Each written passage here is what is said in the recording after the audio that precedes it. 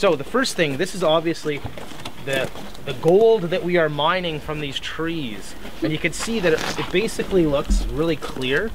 This is just some water that's slightly sweet, but not very sweet. If you want to try a little bit later, you're more than welcome to. Ben's right all over it. Drink it all. Okay. And basically what we're doing is we use these big blue barrels to collect from the little buckets that are on the trees. And then we have the big holding tank down at the waterfront. And the process begins. So there's an old style spile. Okay. And people have been using this size spile for years. It doesn't hurt the trees, like I said, but it takes usually 2 growing seasons for that spile to grow over. So there's the new spile. Okay? Pretty big difference. Big difference, eh? And really, when these first came out, a lot of people were resistant to them because they thought, oh, well, we won't get as much sap out, or it'll affect how, you know, how much I can produce. And in using these now for 2 years, we get just as much sap out of the tree as we did with this one, but it does a lot less damage to the tree, right? You can also see, remember how I talked about that little scar that's in the tree? So think about the width of that scar and then the width of that scar, right? So it's a smaller scar in the tree. And the least amount of damage we can do to the tree, the better, the more healthy our trees are going to be in the long run. Okay? So, old, new. I'm going to hand these out. So hopefully there's enough for one for everyone, and if not, you may have to share with a friend. Everybody can grab a spile. How do we get them in the tree? We're going to talk about that in just 1 second. See, that bit is 5/16, and if I can just borrow your spile for a second. The drill is just about the same part size as the little end part of your spile. So what we're doing is we're making a little channel in the tree for the spile, and then you can see the spile gets a little bit thicker. That acts as like a seal against the tree, so that's going to hold that sap into the tree and make it come through the spile so that it doesn't leak down the side of the tree. This is the way we use the brace and bit. I won't drill into anybody, but basically this part moves around. To go in, we go in a clockwise direction. That's about how far we want to go in. So it really, what it means is, if you take 2 fingers and put them against this part of the drill, the part that's remaining, that's how much we want to go in. So that you use that as a guide. Okay?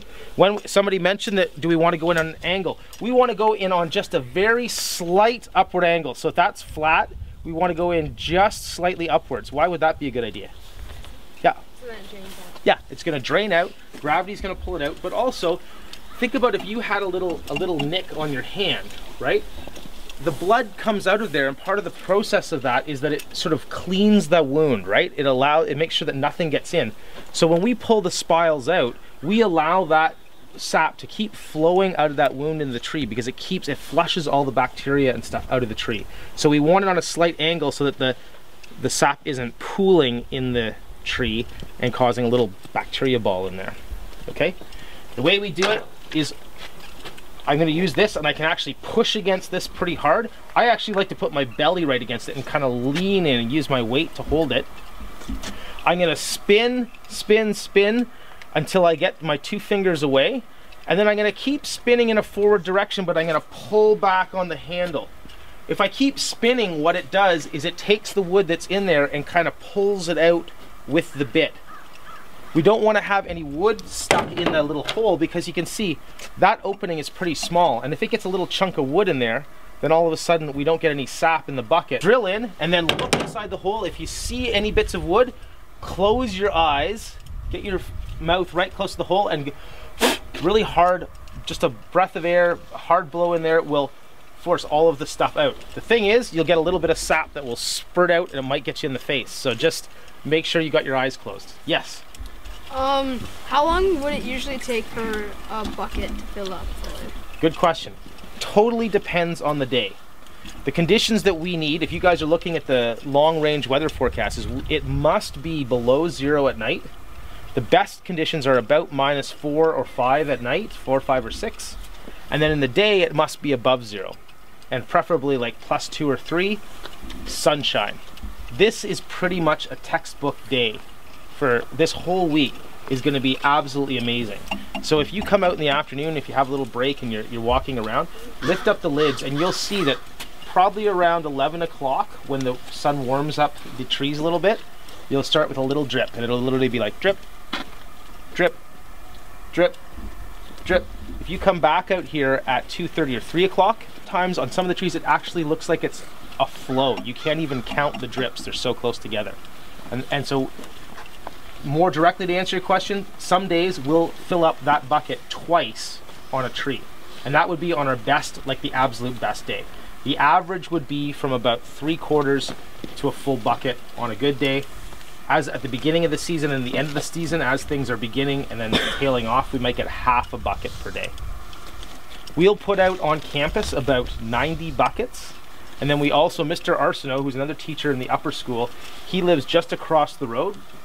And he taps about 40 trees over on his, or has about 40 taps on his property. And we go over there to collect the sap and bring it back here to process it.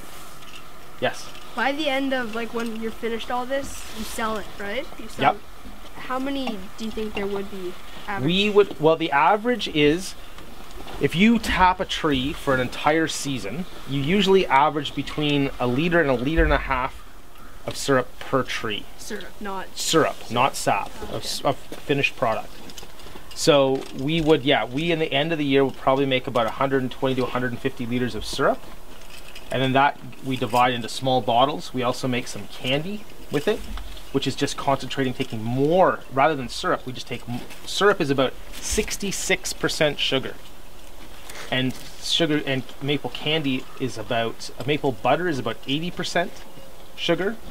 And maple candy, the hard candies, the little maple leaves that you see sometimes, those are about 92%. So it's just a solid sugar. Can we buy the syrup? Yes, what we do is at Regatta Day, we have a day in the spring that's a family day at the school, and we sell it at Regatta Day. It's good. That's You've delicious. had it a couple times? Yeah, It's good. Amazing. Nice. Mom, for some calling your mom.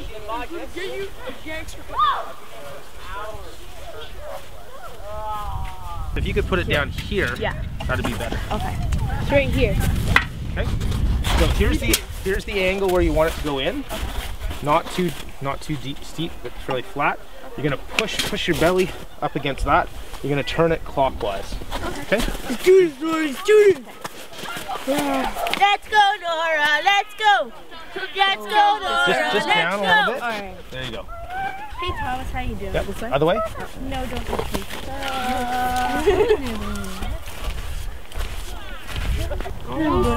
There you go. Now you got some Right there. some wet pulp coming out. Now That's just perfect. slowly pull out. Yeah. Now you pull back. You keep turning, and I'll pull back. Ready?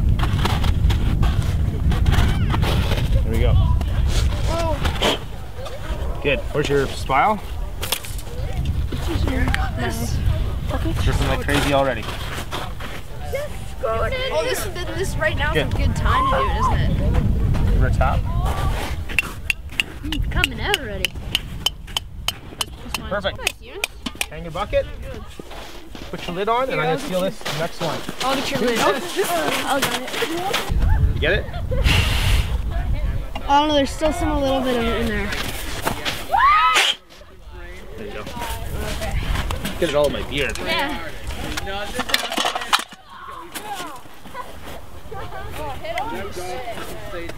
Right in there. You tap, and we'll start. You bring the hammer over when you're done. Get your bucket hung up. And let's figure out where do you want to go. It's good. So you can see how it's getting all wet now and pulpy. Yeah. That's a good sign. You've hit into that xylem and phloem. Right like That's there. good. That's perfect. Now pull back on the handle as you're spinning forward. Good. That's really clean. That's a good one. Give it a little blowout just to be sure. One more. Hard one. Good. It's already coming out Tap. already. When you put the tap Okay. in, put your mouth. You guys start doing it. Yeah, I'll have it.